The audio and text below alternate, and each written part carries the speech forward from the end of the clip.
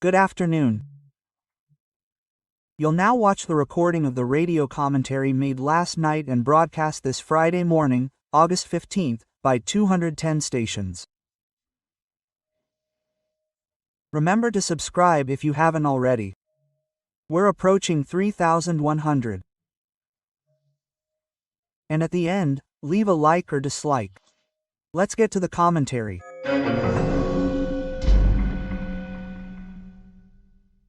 Good morning. Today could be a day of peace news.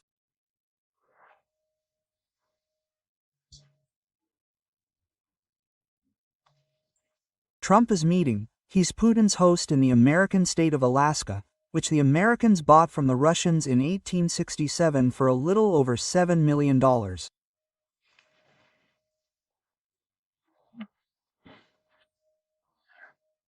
It's much more expensive than that apartment in Kibben, Florida, which was reportedly bought outright by a Supreme Court justice. Well, the big expectation is to get Putin to bring about peace in Ukraine. He's already spoken with Zelensky, he's spoken with Putin several times, and he's achieved peace after 30 years of war between Azerbaijan and Armenia. There's a Trump road to peace and prosperity there, honoring him for achieving it. You mentioned peace between Pakistan and India, Cambodia and Thailand, right? The people in Azerbaijan and Armenia, former Soviet republics, are going to submit a request, a suggestion, to the Nobel Peace Prize Committee, to Trump, right?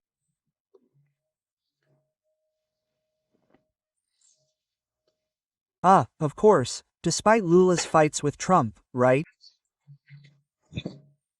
But it's a tough fight. I'm not going to kneel, I'm going to play a trick. This is, right, a bit of a thing. I think the world finds it all very strange, like the diplomatic language of the Brazilian head of government and state. But anyway, let's wait for the result in Alaska. It's very important because the war in Ukraine, which was the result of a Russian invasion, right, because of provinces where there are Russian ethnicities, Russian speech, even Russian money, but, right, it's within Ukraine. There were already problems with Crimea, right? That's a complicated region, right? Well, in Yalta, right there was the big conference that helped end the war. Stalin, Roosevelt, Churchill, right? Well, but getting back to this issue of Trump and Brazil, Trump is complaining, firstly, about the persecution of Bolsonaro, right? And another, he says that Brazil has always levied too much tax against the United States. Lula has already said no, that Trump is lying and all that.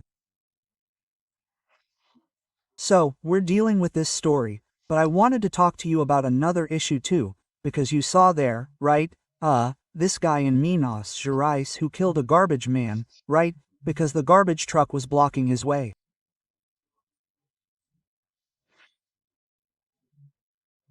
And then, he threatened the garbage truck driver with a gun in his hand, a pistol. And do you know whose gun it was? His wife's. Do you know who his wife was? Who is his wife? A police chief. He had his police chief's wife's gun and felt powerful. He's a 47-year-old guy, a real mountain. We can see he's full of it, he's pumped up at the gym.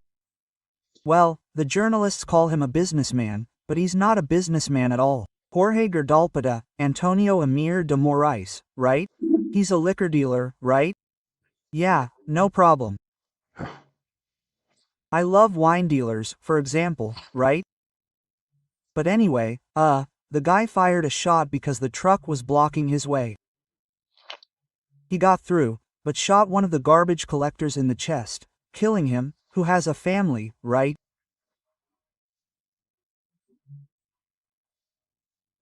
And yesterday was the hearing, another hearing with him, and his pre-trial detention was confirmed because he has a history of assault, a police record from Sao Paulo. Wow, I keep thinking, how could a guy like that not, he certainly didn't have a gun permit.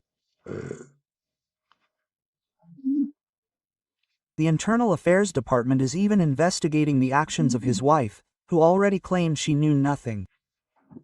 She certainly claimed he took the gun without her knowing about these stories, right?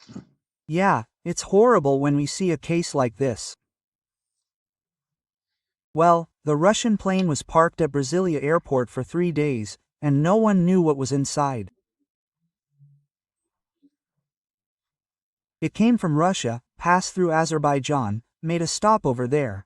An Ilisan, 4 engines, 4 turbines, Elias 76. It's a giant. It also made a stopover in Guinea, and then landed in Brasília. It left Brasília, landed in Santa Cruz de la Sierra, Bolivia, then in the capital of Colombia, right, Bogotá. And finally, it's heading to Cuba, which everything indicates. Caracas, this plane isn't from the Russian Air Force, it belongs to an air transport company called Avião, right? And it seems it's going to the band. It's sanctioned by the American government because it transports weapons to dictatorship. And it stopped at Brasília airport 3 times in its ANAC registration, right?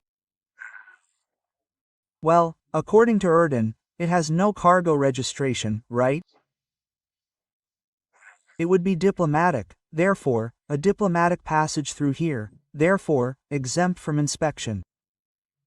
Then we remember that at the beginning of the Lula administration, 2 warships sanctioned by the Americans as terrorists mysteriously remained in Rio de Janeiro, anchored there and then left. Mysteries that are covered up there by the secrecy of the Lula administration. From Brasília,